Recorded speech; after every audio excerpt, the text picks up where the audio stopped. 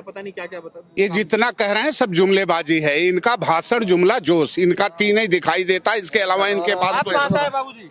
ਅਸੀਂ ਪੰਜਾਬ ਸੇ ਫਰੀਦਕੋਟ ਜ਼ਿਲ੍ਹੇ ਚ ਆਏ ਹਾਂ ਜੀ। क्या तकलीफ है? ਤਕਲੀਫ ਆ ਜਿਹੜੇ खेती विरोधी ऑर्डिनेंस जारी विरोधी मतलब मेन अगर हम और- देखें तो किसान जो और दूसरी कानून बात जो ये- पास किया गया, आता हूं आपके हैं प्रधानमंत्री जी, जब सब कुछ देश में ठीक चल रहा था तो आपको अपने मियां मिट्ठू बनने की जरूरत क्या थी? जो पुराने कानूनों से देश चल रहा था, जो बाबा साहब अम्बेडकर के संविधान से देश चल रहा था, आपने परी लकड़ी ले ली। हमें तो नाना पाटेकर का वो डायलॉग याद आता है कि साला एक मच्छर हिजरा बना देता है। जब से नरेंद्र मोदी की सरकार आई, देश में तमाम संवैधानिक संस्थाओं पर बैठे हुए लोगों को, देश के दलाल मीडिया के भरवे पत्रकारों को, जो सारे दिन बैठकर सुप्रीम कोर्ट, हाई कोर्ट जैसे जजों को, जो शिक्षित लोग हैं, जो इतनी मोटी मोटी किताबें पढ़ते हैं, इनका किताब पढ़ने का क्या फायदा जब अपने ही देश के लोग परेशान होते हैं। क्या ये किसान भाई अपने घरों को छोड़कर इस ठंड के मौसम में क्या होली दिवाली मनाने आए हैं? किस तरीके की बात करते हैं? भाजपा आईटी सेल की तरह बात करते हैं।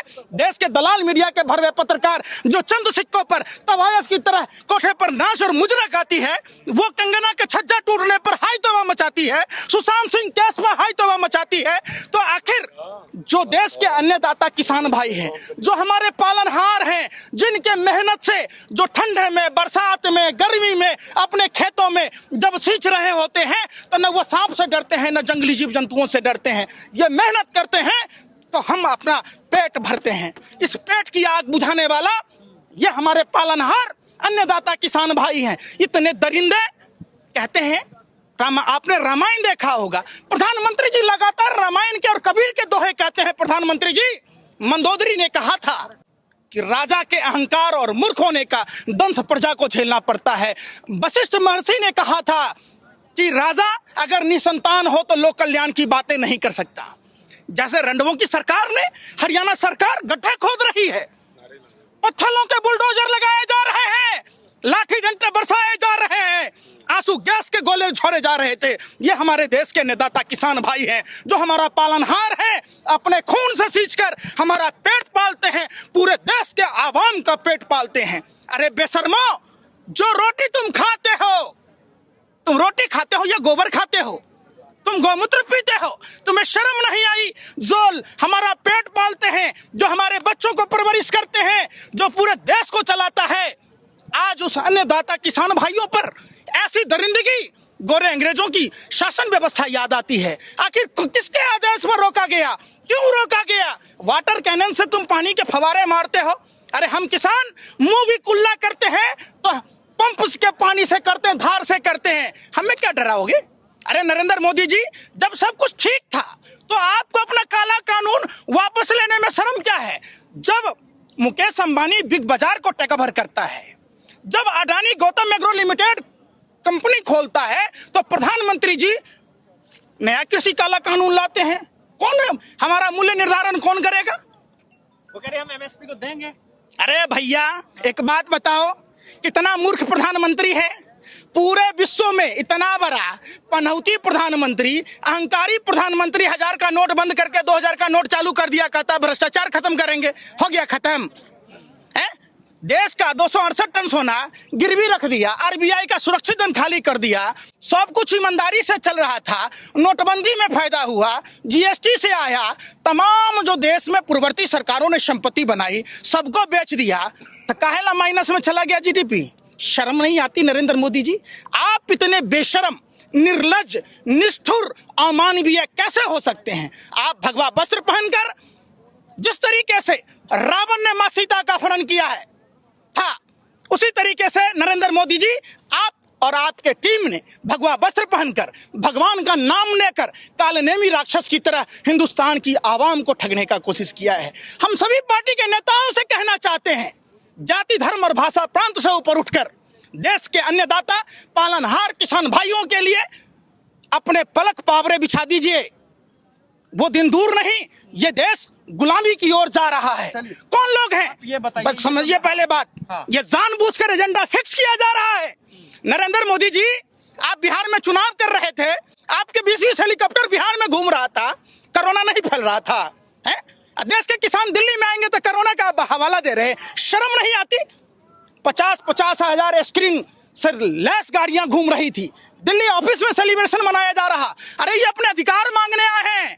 अंधभक्तों, आपसे आपके बहन की रिश्ता मांगने नहीं आए जो आपको बुरा लगता है। ये देश के अन्नदाता किसान भाई हैं। बाबा साहब अम्बेडकर का संविधान ये कहता है, वो चाहे कश्मीर से कन्याकुमारी तक कहीं के भी लोग हों, इनका उतना ही अधिकार है। आखिर देश के प्रधानमंत्री, कृषि मंत्री को डर क्यों लगता है? आना चाहिए, बात करना चाहिए। आपके पैरों में मेहंदी लगी है, मुंह में रसगुल्ला है, आपको बेशर्मी की हद पार कर दिए।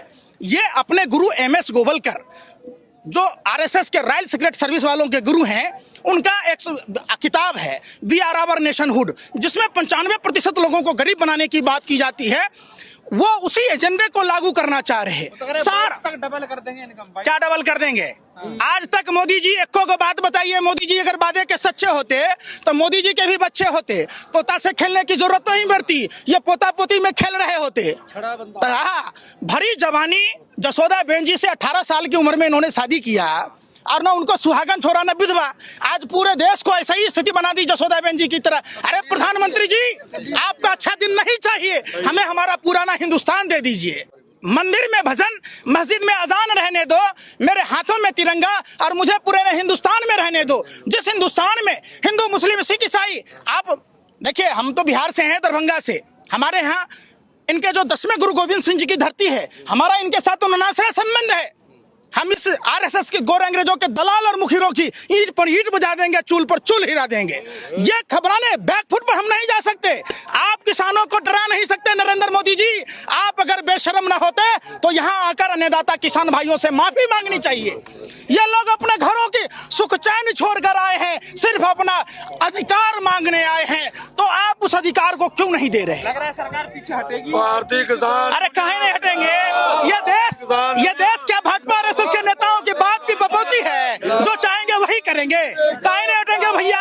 हमारा खेत है, हम अपनी मर्जी से खेती करेंगे, हम अपनी मर्जी से बेचेंगे, तो सरकार हमको क्यों बातें करेगी? एक बात है ना, सुनिए पहले बात। ये जो कृषि काला कानून जिसके विरोध में ये आए हैं, क्यों आए हैं? जिनके पास 2 एकड़ से कम जमीन है, आप बताइए, पंजाब के मोंगा में, लुधियाना में कहीं भी जमीन अगर है किसी के पास, 1 एकड़ से कम जमीन है, 1 एकड़ जमीन है, वो आदमी फसल क्या दिल्ली में बेचने आएगा, सूरत में बेचने जाएगा?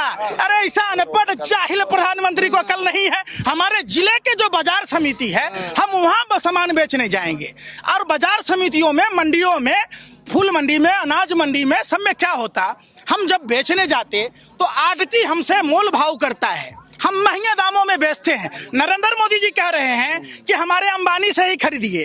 जब हेमलीज कंपनी मुकेश अंबानी खरीदता है तो प्रधानमंत्री कहते हैं खिलौना बनाइए। जब BSNL MTNL जैसन कंपनी को, जब मुकेश अंबानी जियो फोन लॉन्च करता है, तब प्रधानमंत्री ब्रांड एम्बेसडर, सेल्समैन, सप्लायर बन के जियो फोन का प्रचार कर रहे थे। फ्री में ले लो, फ्री में ले लो, भंडारा है, भंडारा है। बाद में कहे कि पूरी के भी पैसे दो, सब्जी के भी पैसे दो, डोने के भी पैसे दो। तो आप हम बाबा जी का ठुल्लू, ये काम नहीं चलेगा। देश की जनता समझदार है, नहीं समझे? है नरेंद्र मोदी जी, ये मोदी नहीं मदारी है, झूठ बोलने की इसको पैदाइशी बीमारी है। ये रस्सी को भी सांप बना देता है, राख को भी मंजन कहता है। देखो देखो भाइयों, अब ये सब नहीं चलेगा, ये सब बंद हो गया। नंडू मेला बंडू, ये रंगा बिल्ला दोनों चला आता है, और कभी कहता डॉक्टर बनना चाहता, कभी कहता इंजीनियर बनना चाहता, कभी तोता से तो कभी मोर से। तो कभी आपने देखा एक बात बताइए, जब हाथ पैर सलामत था तो नरेंद्र मोदी जी भरी जवानी में 40 साल भीख काहे न मांगा? ऐसा अच्छा विकलांग आदमी थे नरेंद्र मोदी जी। आप कहते हैं बुढ़ापा में 18 घंटे काम करता हूँ। अरे शुक्र है कि 24 घंटे का नाम नहीं बोले, नहीं तो हमारे चड्डी बिक गई होती, हम पेड़ के पत्ते पहन रहे होते, जानवरों के शिकार कर रहे होते। सोना दिया सोनार को पायल बना दिया।